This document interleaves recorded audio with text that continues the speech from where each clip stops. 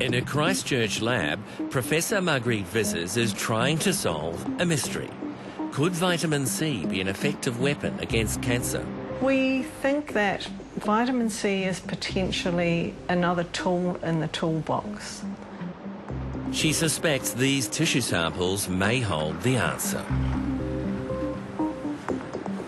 You'll remember Constable Anton Karaya's remarkable comeback from terminal leukemia after starting vitamin C treatment. I think his story's a really interesting and compelling story.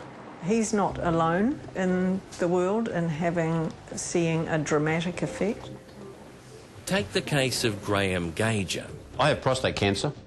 I've had it for about 8 years now. How you doing? Good day? When Sunday caught up with Graham and his daughter Kelsey 4 years ago, he'd just begun vitamin C treatment. You're dirty, Tess. You got to stop rolling. Today, he believes vitamin C helped him control the disease. And it made me feel a lot better. Graham had high levels of PSA. That's a marker in the blood linked to prostate cancer. After using vitamin C a few times, my PSA, which is my blood levels, had dropped down. That's a good sign. We don't want high PSA. And it stayed down for quite a while. Thinking he was okay, he stopped taking the vitamin C. And of course, it started coming back, you know. As the PSA levels came back up, he decided to go back to the treatment. It's really helped me get on with life and move around, and I do feel great. I really do when I've been on it. And my condition, it's pretty good, I guess. All right, let's go. So, does vitamin C take the credit for Graham and Anton Karaya's good health, or is it something else? We don't know what to make of it.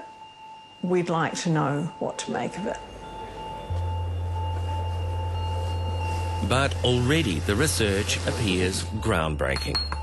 In initial trials on mice, Professor Vissers discovered animals with more vitamin C had a better chance of surviving cancer. The higher the spike, the more vitamin C there is in that tumour sample. And those tumours that have the most vitamin C are the slowest to grow. And testing human tissue, they got the same results. The theory is vitamin C restricts the growth of the blood supply to the tumour as it enlarges. What does that mean then for cancer research, for fixing cancer? That's what we want to find out. We want to know if we increase the amount of vitamin C in the tumour, is that going to slow down the tumour growth as well? We suspect it will. In other words, can it be proved that vitamin C is an effective medication for cancer? The next step, monitor cancer patients like Graham as they receive high-dose vitamin C. To test that, Professor Vissers' Otago University lab is ideally placed in Christchurch. It's the perfect partnership. Behind me, Christchurch Hospital, with all its cancer doctors and cancer patients, right next door to a cancer laboratory.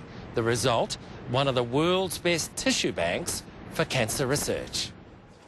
Professor Vissers wants to use that partnership with the hospital specialists and the data from the tissue bank in a clinical trial of high-dose vitamin C. We need to know whether an intervention, like giving somebody additional vitamin C, does that vitamin C actually reach the tumour? How are you? I'm good. Yeah. Currently, patients like Graham are having their treatment done privately, but in a clinical trial, Professor Vissers' team would monitor his vitamin dosage and the effect on his cancer. We need to do good clinical studies that allow us to give people vitamin C and to look at whether or not that vitamin C has an effect. So what's stopping you? Funding. Money. How much? We need $1 million. $1 million is the size of a normal Health Research Council grant that would fund a project like we are planning. It's a lot of money. Professor Vissers has won funding for more experiments on mice, but no approval yet for the $1 million human trials. We're ready to go.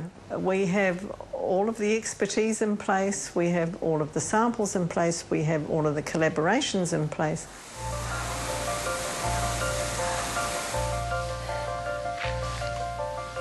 The results Constable Anton Kuraya would love to see.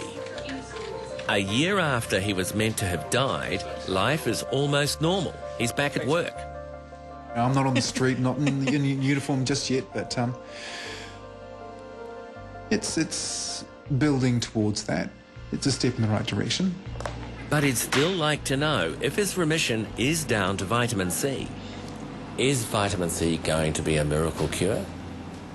I think that's highly unlikely that it would be the miracle cure.